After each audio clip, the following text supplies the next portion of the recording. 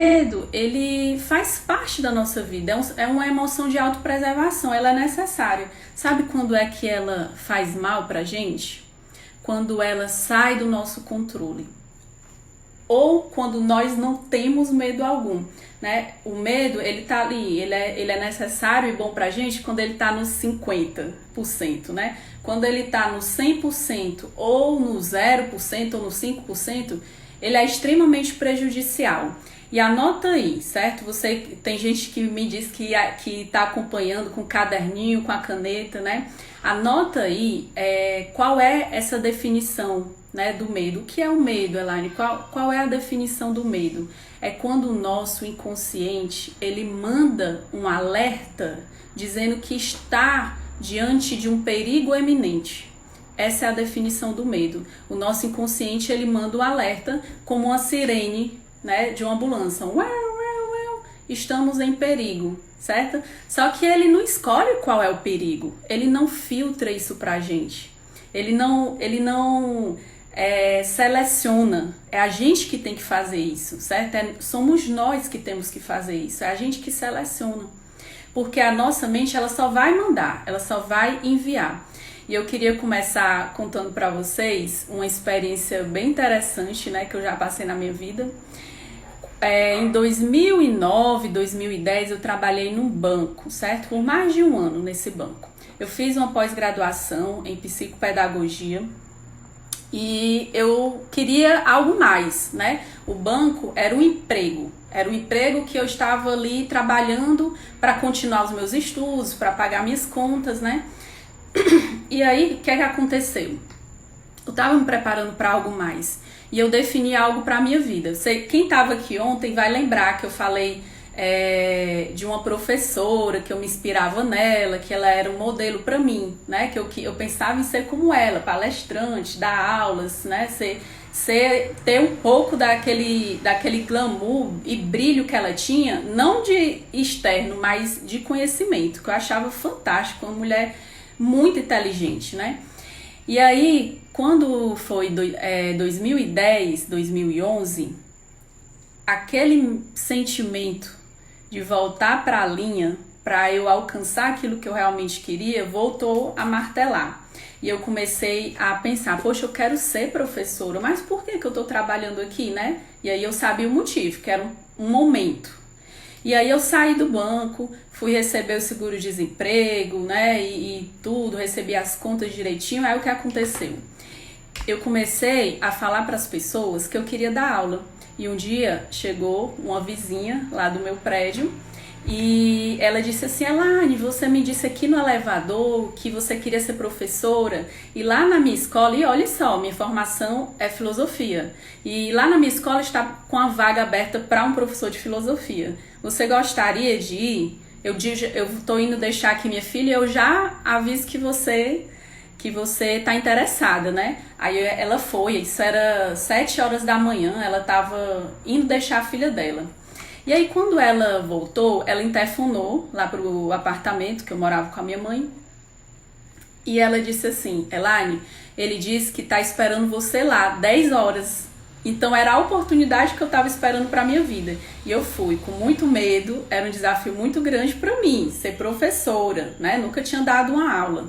E aí eu entrei lá, ele fez a seleção e disse assim, olha, a gente está sem professor algum mês, 1 mês ou 2 meses, né? A gente está aqui há algum tempo. E eu queria saber se você gostaria de assumir, porque você já foi selecionada. Ele já me deu a resposta na hora, né? Aí eu disse, quero. E eu fui ser professora daquela escola inteira. Era uma aula por semana, né? Filosofia. E aí eu fui dar aula para as séries de 5º ano, 6º ano, 7º ano, 9º ano. Bem tranquila, assim, conseguia desenrolar, eram crianças, eu ensinava ali filosofia, os valores, né? Platão, Sócrates, tudo. Só que tinha uma sala que era um desafio para mim, era o 2º ano. E lá não era filosofia, era sociologia. E eu, toda vida que ainda não tinha chegado o dia da aula lá, e toda vida que eu passava por essa sala, todas as vezes que eu passava lá, eu dizia assim, nossa, eles são grandes, eles são enormes, né? São quase adultos, ensino médio e tal, né? E vinha aquele temor. E aí chegou o dia de eu de dar aula lá, né? Preparei a aula e tudo. Aí eu entrei. Gente, eu entrei tão nervosa, a minha perna tremia, a minha voz tremia, eu não conseguia falar direito, eu me tremia toda, né? Diante daqueles alunos. Acho que pouca gente sabe dessa história. Poucas pessoas, né? E eu quero revelar aqui pra vocês, pra logo vocês verem que isso é normal e que eu já senti e posso vir a sentir em alguma situação na minha vida.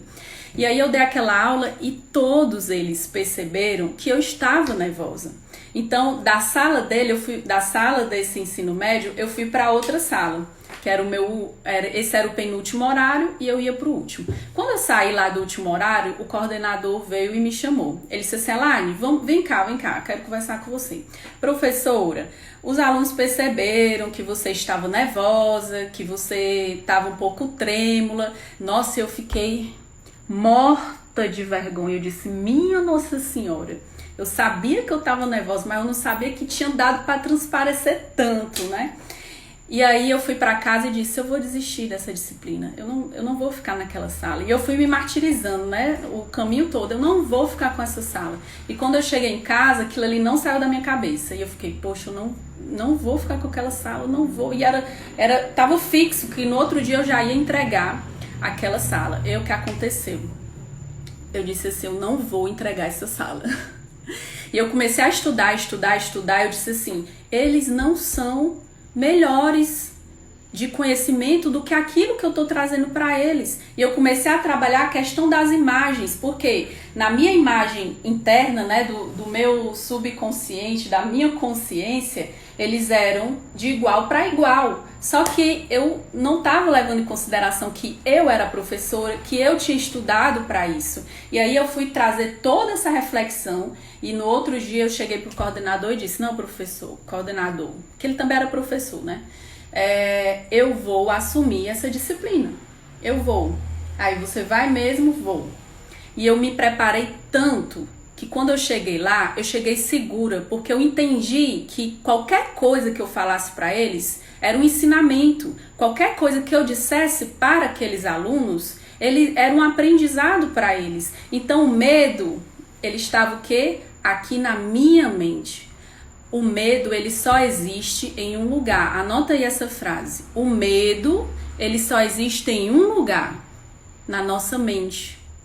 E com a nossa permissão, pior ainda, né? É com a nossa permissão que o medo existe, certo? E eu passei por outra experiência e aí eu tirei de letra a escola, beleza, né? A minha segunda experiência de tremor, de medo, foi quando eu fui dar aula pela primeira vez a uma turma de faculdade de graduação em administração. E eu consegui essa disciplina para o interior. E eu também nunca contei essa história aqui para pessoas a não ser minha família, né? E aí quando eu cheguei em Jaguaretama, eu tinha essa disciplina que era de RH na administração. Gente, lá eram adultos e era a primeira vez que eu ia dar aula naquela faculdade.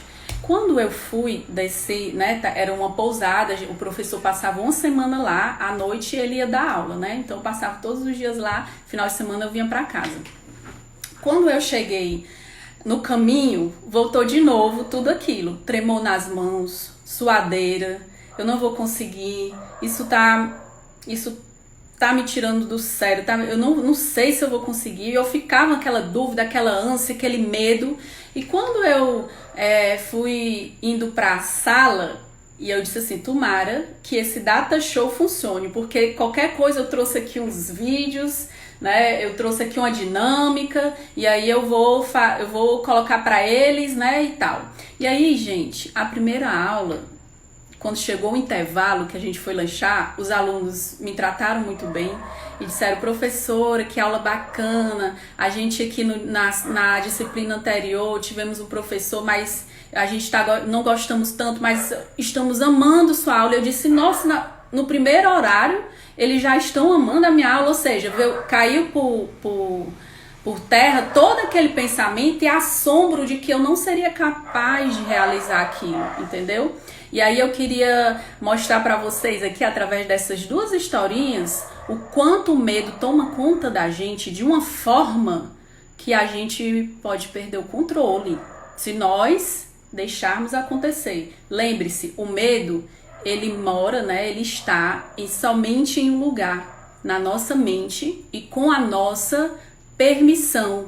Então, um dos segredos para você trabalhar os medos é você racionalizar, você trazer para a racionalização. É o que se fala em diálogo interno. Você tem que ter um eu que você vai começar um diálogo, que você começa a ter um relacionamento. Por exemplo, quando a gente se toca na linguagem corporal, quando a gente faz assim, ou coça a orelha, né? Quando a gente se toca, seja numa reunião, seja numa apresentação, é uma maneira que a gente tem de se acalmar. Tipo assim, a gente tá querendo dizer assim, ó, se acalme, né? Se acalme. É uma maneira que a gente busca para se acalmar. E nós podemos utilizar esse recurso, certo? Isso já é um ensinamento para vocês. Todas as vezes que vocês perceberem que vocês querem conter o nervosismo, você vai precisar fazer algumas coisas para você tentar se acalmar. Isso é uma forma inconsciente, as pessoas fazem sem perceber. Então, como eu já tenho essa prática, eu percebo quando uma pessoa está tentando se acalmar. Mas isso não quer dizer que vai permanecer. É o momento que você vem aquele medo e você começa a ter o controle dele. Por quê? Porque ele está na minha mente e ele está agindo com a minha permissão, entende? E aí eu vou explicar para vocês uma coisa muito importante. A nossa mente, ela se compara a uma câmera cinematográfica, certo? Imagina aí, né? O câmera lá tá filmando, o que é que ele faz? Ele tem o poder de aproximar, de afastar ou de mudar o foco, certo? Assim é a nossa mente em relação ao medo. 99% você pode estar enxergando ali um caminho limpo, um caminho hábil para você, um caminho muito bom, certo? Mas se você foca a sua câmera no 1%, que é um muro que está aqui te parando, que está te paralisando, esse 1% vai se tornar o teu 99%. Entende? É nesse 1% que você vai parar a sua vida. É nesse 1% que você acaba mandando informações para o teu corpo que você começa a sentir suadeira, tremor, boca seca, diarreia ou mesmo a prisão de ventre, certo? E eu queria até explicar isso aqui para vocês, que o nosso intestino, ele é o nosso segundo cérebro. É o nosso segundo cérebro. Elaine, por quê? O intestino tem nada a ver. Por que ele é considerado? Porque parte dos nossos neurônios e grande parte da serotonina, ele é produzido lá. Então, quando a gente está em desequilíbrio emocional, as pessoas começam a atingir o quê? O seu sistema digestivo, né? E aí você começa a sentir todo o nervosismo passado diante da fisiologia do seu corpo. E é isso que eu quero que vocês possam entender. A gente tem maneiras de controlar o medo. Se você disser assim, Elaine, me diz aí um segredo para eu não ter mais medo. Sabe a verdade? Não existe segredo para não ter medo. Não existe. Isso é mentira. Se alguém disser assim, olha, existe medo para você não ter medo. Não existe. A gente precisa dele. É bom que nós tenhamos o medo. Só que a gente muitas vezes briga com ele, certo? Eu queria que a gente tá aqui ainda no início da live, gente. E por favor, convidem as pessoas. Eu acho que isso é muito interessante. Eu recebi vários feedbacks aqui de pessoas dizendo, olha, tá me ajudando muito. Eu tô já conseguindo colocar em prática. E eu acredito que outras pessoas tenham a possibilidade de também estar aqui presente. Chama aí os amigos, sua família, seu irmão, sua mãe, seu pai, né, seu cônjuge. Chama aí as pessoas, convida aqui embaixo numa setinha para lembrá-las de que a gente já tá aqui na nossa live, tá certo?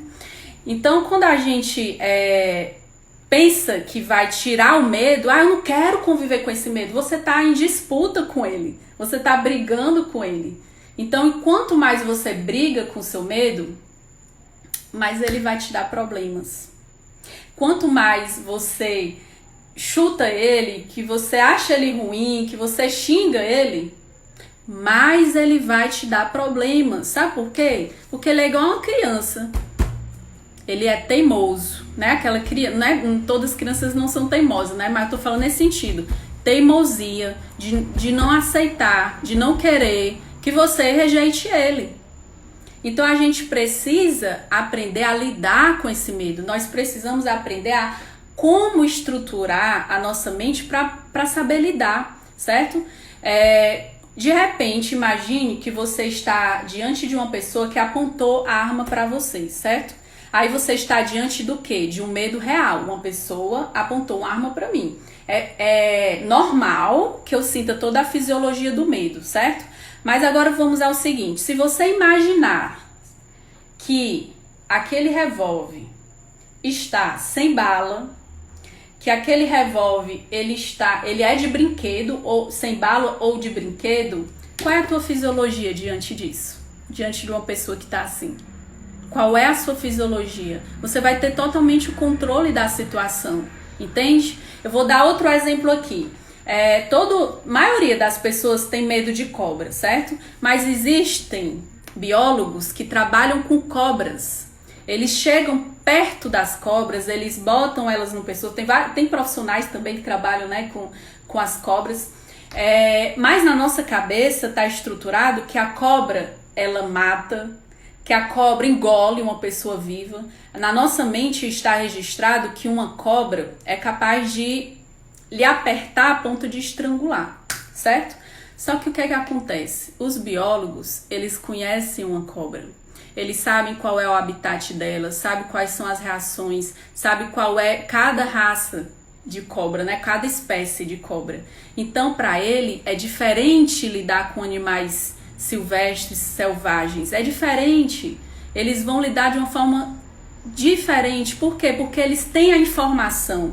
Elaine, como é então que eu controlo o medo? A partir da informação e da racionalização. Se eu me informo e eu racionalizo aquilo que eu estou vivenciando, é muito mais fácil de eu viver dessa forma. É muito mais fácil de eu conseguir conter toda a fisiologia de um medo, inclusive não deixar que aquilo se instale como uma doença, que não se instale como um transtorno de ansiedade, entende? É esse sentido que eu quero que vocês percebam, que a gente tem total domínio, desde que a gente aprenda e treine a nossa mente para isso, entende? É dessa forma que a gente precisa fazer. Eu vou dar outro exemplo aqui para vocês. Um cara que ele faz esportes radicais. Você acha que aquele esportista, ele não tem medo? Você acha que ele não tem medo? Ele tem medo, só que ele tem um controle do medo. Sabe como é que ele conseguiu trabalhar os medos dele?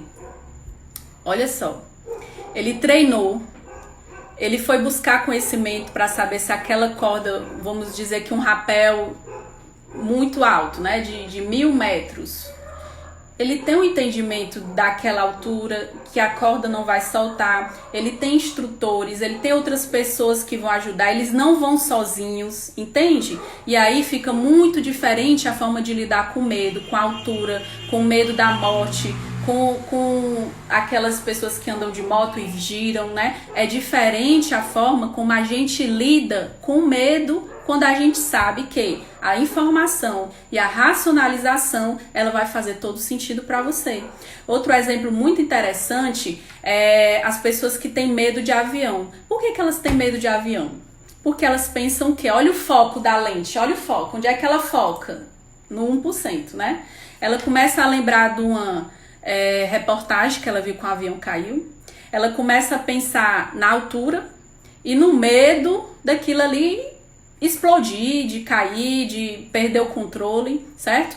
Como é que essa pessoa, ela pode perder o medo de andar de avião? Eu tô dando esse exemplo, mas pode servir para outros exemplos. Eu queria inclusive até dizer para vocês que eu coloquei uma caixinha de perguntas nos stories e eu pedi para as pessoas assim, ó, coloca aí tua pergunta, porque aí eu já vou saber como responder vocês nas lives, porque aqui não dá tempo eu ler e dar o conteúdo ao mesmo tempo, né? E as pessoas colocaram assim, ó, medo de morar só, medo de dirigir, medo de procurar um emprego e receber o não. Eu selecionei alguns que parecido com outros, né?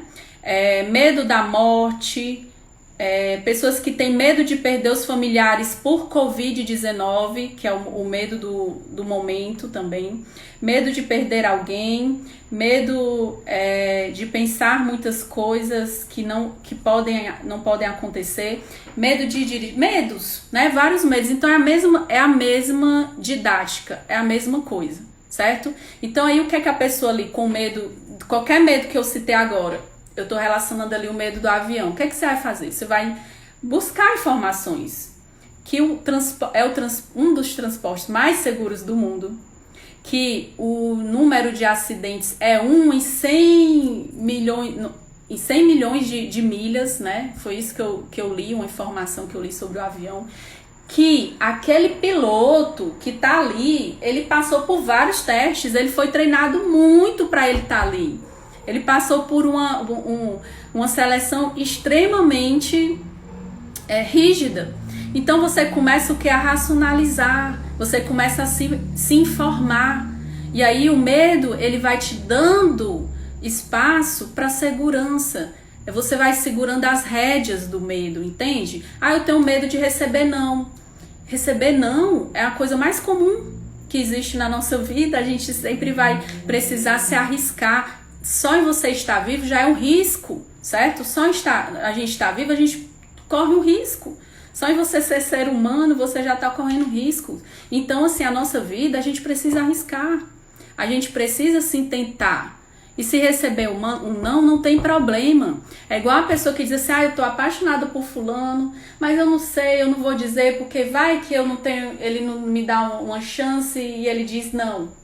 Tu só vai saber se tu perguntar, tu só vai saber se tu conseguir chegar até essa pessoa e conversar e expor tuas emoções, o teu coração. O não, tu já tem o não, né? O não de não namorar com aquela pessoa. E vai que desperta o sentimento nessa pessoa, né? Então, o risco, ele é comum, ele é iminente. Qualquer situação da nossa vida, a gente passa por isso. Outro exemplo é uma mãe que o filho sai e tudo, né? E aí da madrugada, aquela hora que ele sempre chega e ele não chegou.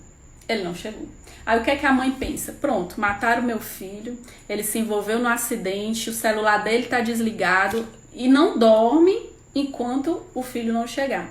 Aí eu pergunto pra você, o que é isso aí? Qual foi a falha desse medo? A mãe quase morrendo dentro de casa esperando o filho. É a desinformação. Uma mensagem, um aviso poderia cessar esse medo que... E eu tô falando de um fato, assim, de um filho que chegou e não aconteceu nada, né? Então era somente uma informação. Mãe, eu estou assim, tô seguro e vou chegar 2 horas depois do horário que eu falei. Então... a gente precisa levar em consideração isso. Informação e racionalização, certo? Quando eu tenho o meu medo controlado, eu consigo ter mais possibilidades na minha vida.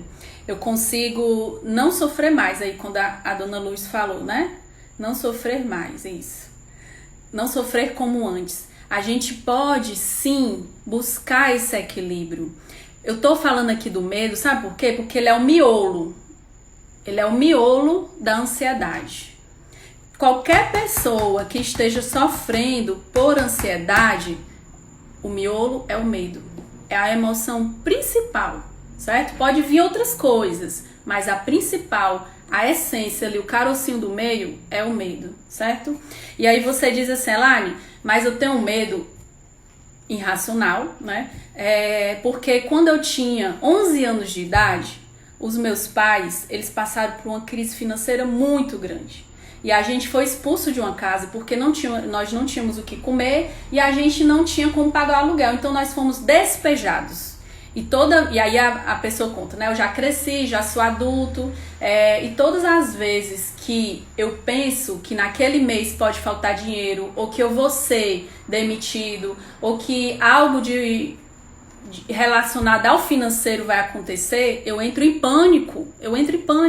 E aí são os traumas que ficaram gravados. E aí veja como o medo é irracional. Aconteceu quando tinha 11 anos de idade. Por que essa pessoa está sofrendo na vida adulta? É esse controle que a pessoa tem que ter. Ir lá no cerne da questão e modificar. E eu digo para vocês, tanto o medo como a dor, elas são bem fáceis de você conseguir controlar e superar. Inclusive, uma das técnicas da hipnose que nós utilizamos é muito rápido a pessoa conseguir realmente deixar de ter medo, fobias e dor. Por quê? Porque tá só aqui, ó, muito rápido. A gente consegue realmente resolver isso, desde que você encontre o cerne pode ser de onde começou. A gente pode entender quando hipnólogos, né? Eu já vi até o meu amigo Rogério Castilho, que já foi para vários programas de TV ao vivo. Ele hipnotizava pessoas para deixar de ter medo naquele momento de cobra, de palhaço, né? E aí é simples, gente. Tá só aqui. Só que a gente muitas vezes não sabe utilizar. Lembra que eu falei para vocês que a gente não tem manual de instrução, mas a gente tem como aprender a lidar? E eu digo para vocês uma coisa. Às vezes você fala assim, ó: fulano, eu curei isso aí desse jeito aqui. Eu fiz isso, isso, isso. Se tu fizer, tu vai conseguir também. Gente, entenda. Cada pessoa também tem uma maneira de resolver. Às vezes, a fórmula que você utilizou para você pode não ser a mesma para outra pessoa. E a gente chega a julgar as pessoas, dizer assim: rapaz, é muito simples, por que tu não faz isso? Por que tu não faz aquilo? Eu fiz e consegui. Alto lá, né? Cada pessoa, a gente não tá aqui simplificando e colocando todo mundo no mesmo saco e dizendo que se resolve da mesma forma, não. Cada pessoa tem uma estrutura psicológica, alguma com mais facilidade de conseguir sair do estado de medo, de ansiedade, e outras que vão realmente mergulhar em estruturas mais profundas para ela conseguir resolver as suas questões em relação aos medos, tá certo? Então, assim, lá em quanto tempo eu consigo resolver o medo? Tem pessoas que podem resolver em um dia, em um instante. Tem pessoas que podem resolver em mais tempo. Por exemplo, quando vocês... ouvi muitas pessoas, e é uma realidade do momento, certo?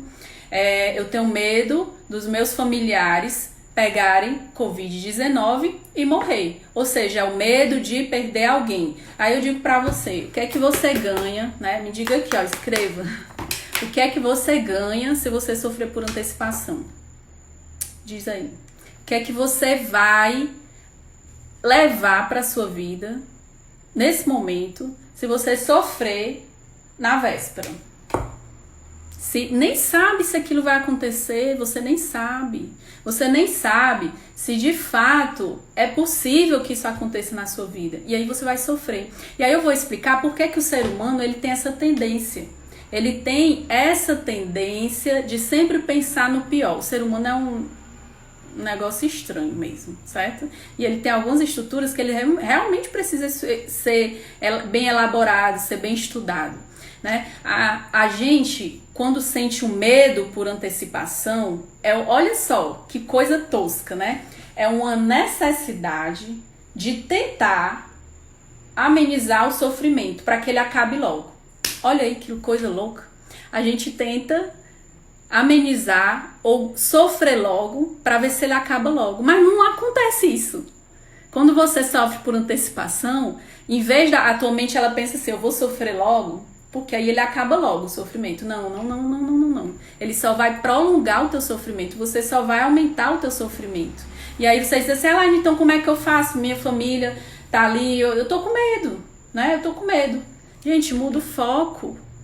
Lembra da câmera? Lembra da parede? Se você tá focado em 1%, olha para a estrada. Olha assim, o que é que eu posso fazer? O que é que eu tô fazendo? Tô me protegendo? Eu tô informando para as pessoas que eu amo como é que elas devem agir, como é que elas devem fazer? Se você tá fazendo a sua parte, e aí você vai começar a se preocupar com o que realmente é essencial e interessante, o que é importante para o seu dia a dia. Não vai sofrer por antecipação.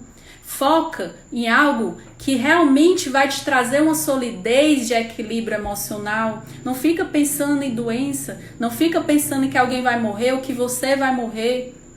Lembra que eu falei ontem do exemplo de 100 pessoas que foram entrevistadas após um laudo de um médico que disse: vocês estão em câncer terminal e vocês vão morrer. E aquelas 100 pessoas sobreviveram. Elas sobreviveram.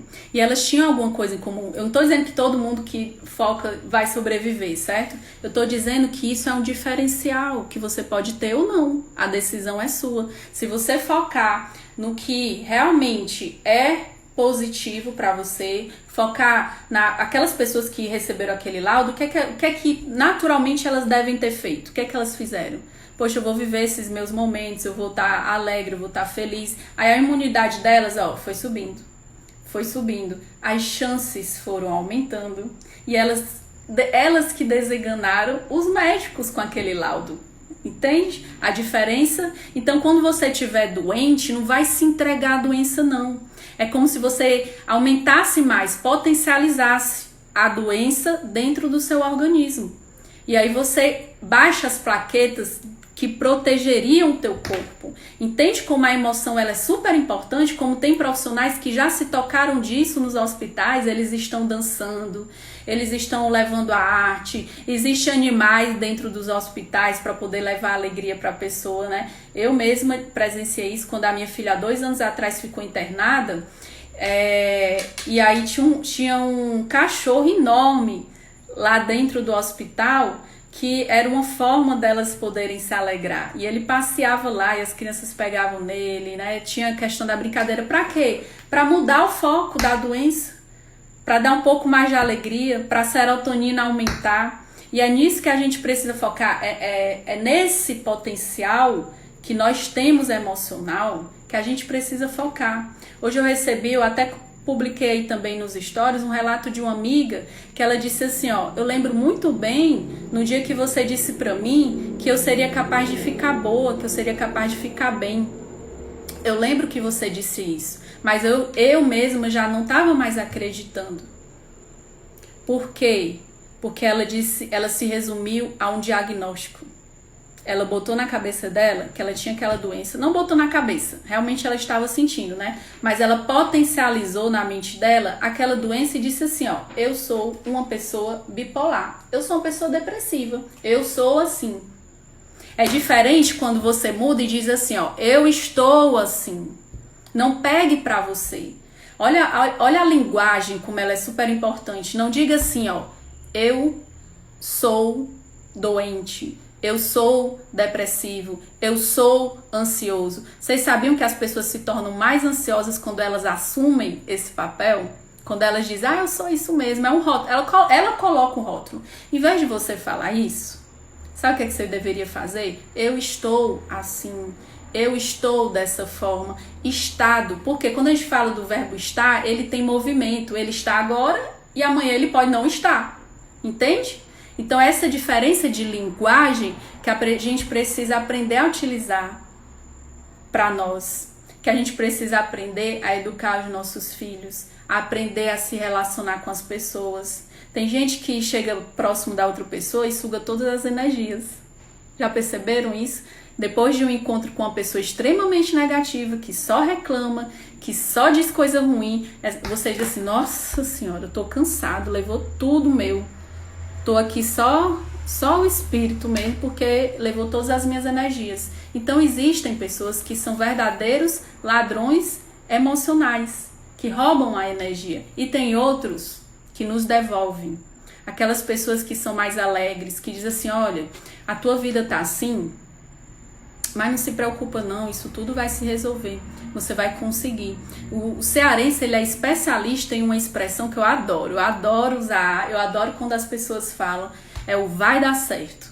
É otimista, né? A gente tá aqui no Ceará, é o estado do humor, porque a gente utiliza o humor a nosso favor, né? Então vai dar certo, vai dar certo. Quando uma pessoa chega pra você e diz assim, independente do que esteja acontecendo, eu estou com você, e segura na sua mão, você está dando aquela certeza, aquela segurança de que você vai conseguir realizar. Entende a diferença? Como é que a gente pode... Eu não quero aqui falar de doenças e dizer assim, gente, eu queria dizer que o transtorno de ansiedade generalizado, você sente isso, isso, isso. Se eu começar a dizer aqui, vocês vão começar a sentir o que vocês estão sentindo e algo mais. Se eu disser para vocês assim, pessoal, a depressão maior ela é assim, ela causa isso, isso. Vocês vão sair daqui da live sentindo tudo isso. Por quê? Porque vocês vão pegar como sugestão. E eu não quero que vocês foquem nisso. Peguem a câmera da mente de vocês e foquem lá na estrada. Olha o que é bom. Aproveita. Se você tá com medo que as pessoas fiquem doentes, que você fica doente, aproveita os relacionamentos.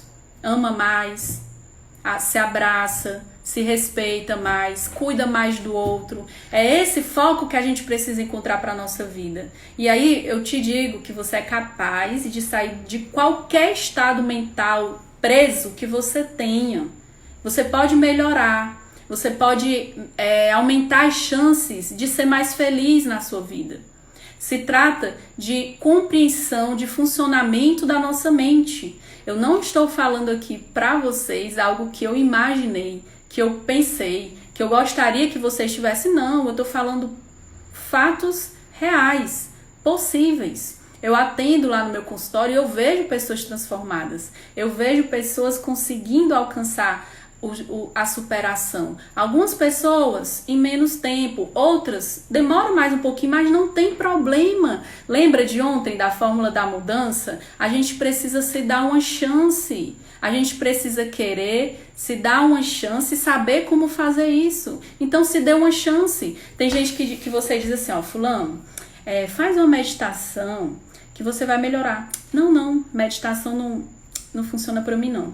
Ó, pois então faz o seguinte, eu tenho até aqui óleos essenciais, eu trouxe até pra mostrar pra vocês aqui, ó.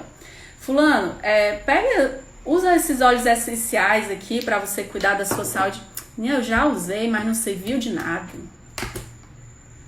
Fulano, começa a fazer atividade física que atualmente vai melhorar. O corpo da gente tem uma ligação direta. Não. Atividade física não muda nada. Então, assim, a pessoa fica no lado negativo. Olha onde é que tá a câmera dela. Ela diz que nada funciona pra ela. Ela fica, então não vai mudar. Enquanto você não mudar o foco da sua câmera, não vai mudar a sua vida. Compreenda isso e comece a ativar na sua mente fatores que possam fazer você melhor. Se você, eu queria mostrar pra vocês assim, ó, uma régua, certo? Aqui 1, aqui 2, que é no meio, e aqui 3. Ter uma vida ruim, para ter uma vida boa, a gente consegue mensurar que realmente, olha, eu estou vivendo ruim, tá ruim minha vida. E aí você consegue sim ir pro patamar do bom. Só que quando você tá lá no bom, você também tende a se acomodar. Tá bom. Mas só que você tem algo para experimentar na sua vida muito melhor, que é o excelente. Então, seja lá qual for, se você tá aqui no ruim ou no bom, saiba que a gente sempre tem algo para melhorar. Se você chegou no excelente, você ainda tem algo para melhorar. E a gente sempre tem possibilidade de viver melhor a nossa vida. A gente sempre tem possibilidade de conseguir encontrar maneiras diferentes de vivenciar a nossa vida, né? De realmente fazer valer a pena. Existe um autor de um livro e esportista, né? Que ele contou, o nome dele é Rodrigo Batalha. Ele contou que ele tinha uma amiga, né, que ela era investidora de dinheiro, né, investimento, trabalhava com investimento, super corajosa, uma pessoa muito pra cima, uma pessoa muito cheia de ideais. E aí eles chegaram num restaurante, aí ele convidou ela para poder experimentar o esporte radical dele, que era saltos livres e tal. Aí beleza, ela adorou, ela disse, nossa, eu vou levar essa experiência pro meu trabalho, é exatamente assim que eu me sinto quando eu tô na bolsa de valores, quando eu tenho que investir isso, quando eu tenho que investir aquilo, quando eu perco, quando eu ganho. Ela disse que amou. E aí eles foram jantar no restaurante, chegaram lá no restaurante, aí conversando, ela sorrindo, ela animada, e de repente ele viu ela se fechar, o rosto dela se fechou, ela começou a chorar e ele tomou um susto. Ele disse, nossa, o que é que tá acontecendo? Ele começou a olhar ao redor dele e ele não via nada.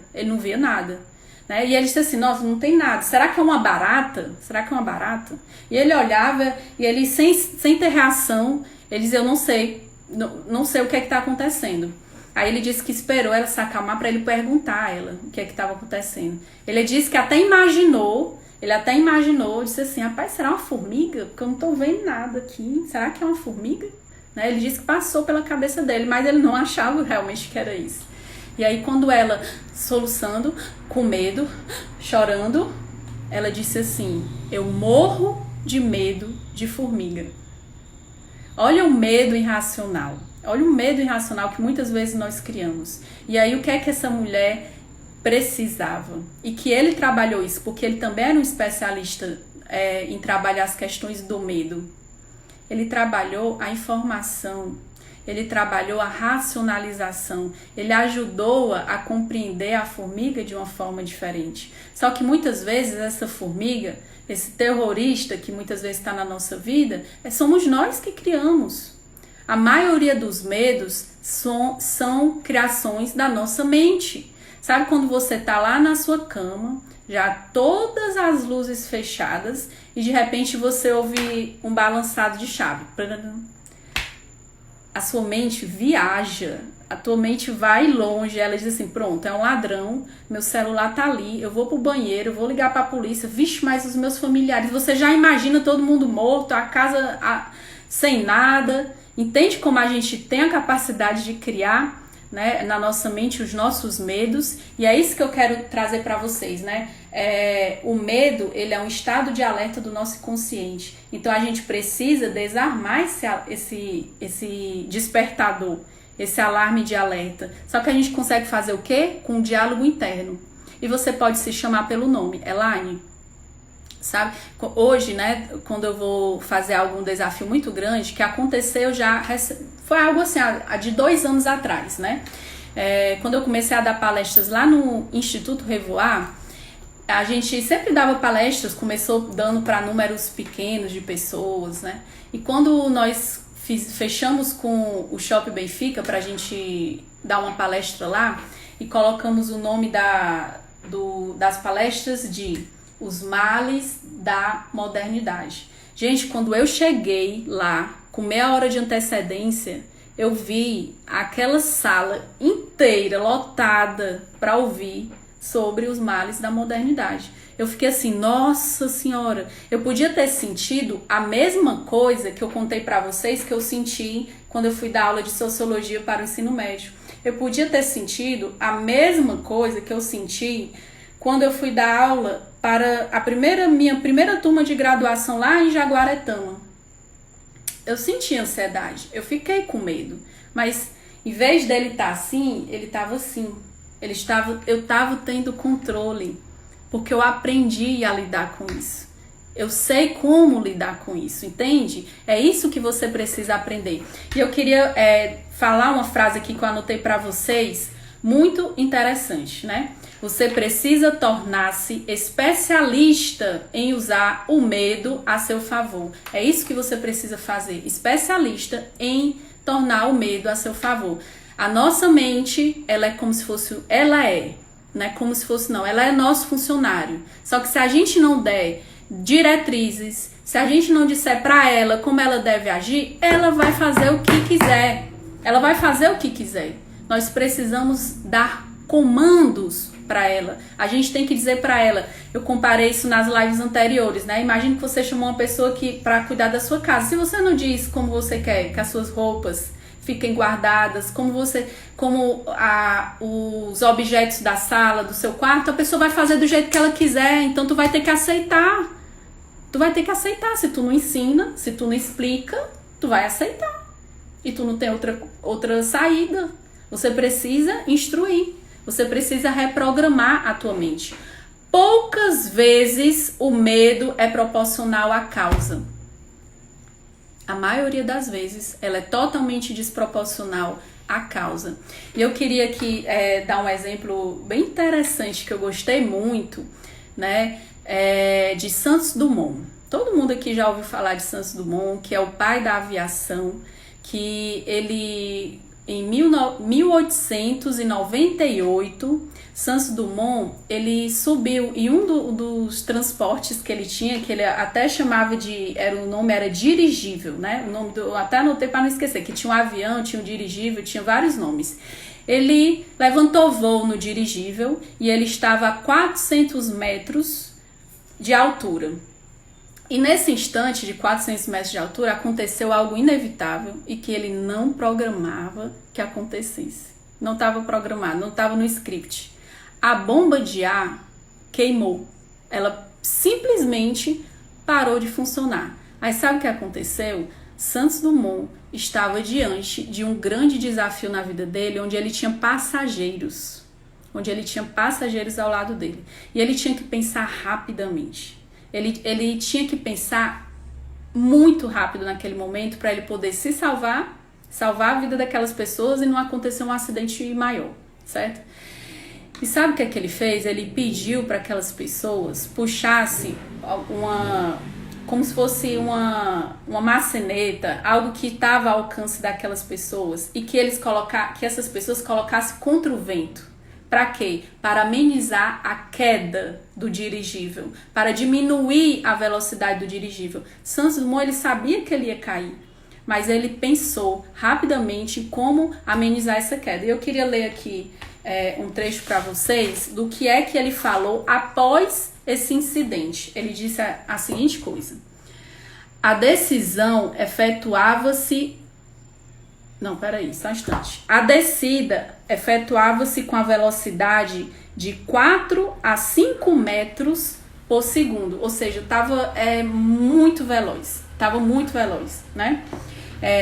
Ter-me sido fatal se eu não tivesse toda a presença de espírito de dizer aos passageiros, né, o que eles deveriam fazer. O que é que ele falou? Ele falou uma palavra, gente, muito bacana. Ele falou presença de espírito. Ele citou aqui a presença, que ele teve que ter presença de espírito para poder agir naquele momento. A letra é tão pequena que eu tô tendo dificuldade de ler, né? E aí ele disse assim, ó: graças a essa manobra diminuiu a velocidade da queda, evitando algo muito mais devastador. E ele disse, graças a isso e a presença de espírito. E aí eu digo para vocês uma definição muito bacana que eu entendi sobre o que é presença de espírito, que a gente pode adquirir, que a gente pode utilizar na nossa vida quando vier situações que a gente não está programando, situações que a gente não esperava que acontecesse. Olha só, presença de espírito é você ter informação, é você ser instruído, é você procurar ter conhecimento. Outra coisa é ter tomada de decisão, ser rápido na decisão, você saber como tomar o controle naquele momento. E a terceira coisa, foco na solução. Por isso que as pessoas se desesperam, porque elas não têm presença de espírito.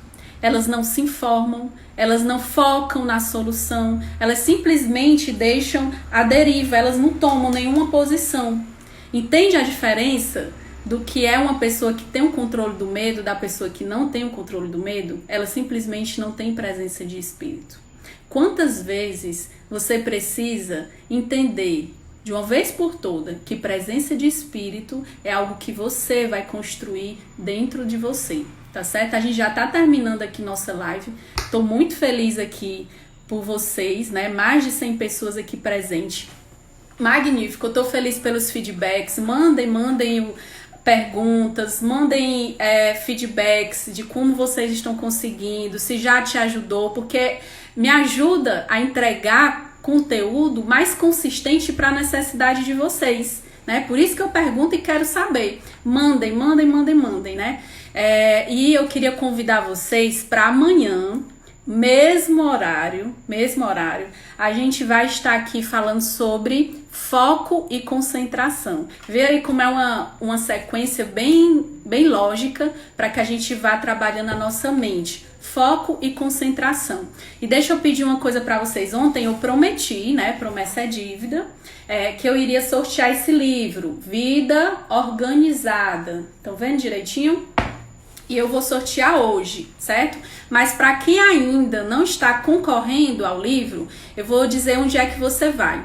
Tem lá no meu feed, né, nas postagens, existe um carrossel, que é uma sequência de postagens amarelo. Você vai ver a única postagem lá que tá toda amarela e que você passa pro lado, falando sobre como você conter a ansiedade. Além de levar vocês lá para ler, para ver como é, eu queria que você deixasse um feedback, né, de como é que vocês estão se sentindo, o que é que vocês estão achando dessa semana de combate à ansiedade, porque eu vou fazer o sorteio hoje, mas eu quero dar a chance aqui, quem ainda não colocou lá o seu comentário, que você faça quando terminar a live, e daqui meia hora eu vou lá e recolho, né, e boto no sorteador, tá certo? Ainda dá tempo você fazer, coloca lá. Eu não publiquei, não quero que outras pessoas participem, senão vocês, eu tô privilegiando aqui vocês, né? Eu não disse assim, gente, quem quiser comentar lá para concorrer, não.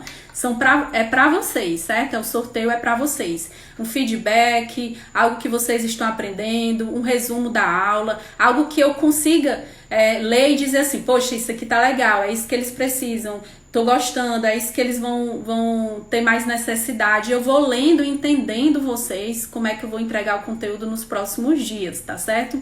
E lembrando, certo? Quando chegar no último dia aqui da Semana de Combate à Ansiedade, algumas pessoas vão ser convidadas a participar de um webinar fechado, só para, né, que não é aqui aberto ao público, é um webinar fechado. Vai ser convites, tá certo? E eu vou selecionar essas pessoas para que a gente vá para um webinar, que são 4 horas direto, né, 3 a 4 horas direto, para que a gente possa colocar aí a cereja do bolo. Então participem, fiquem presentes. Boa noite para todos vocês e amanhã a gente se encontra aqui às 20 horas. Tchau, gente!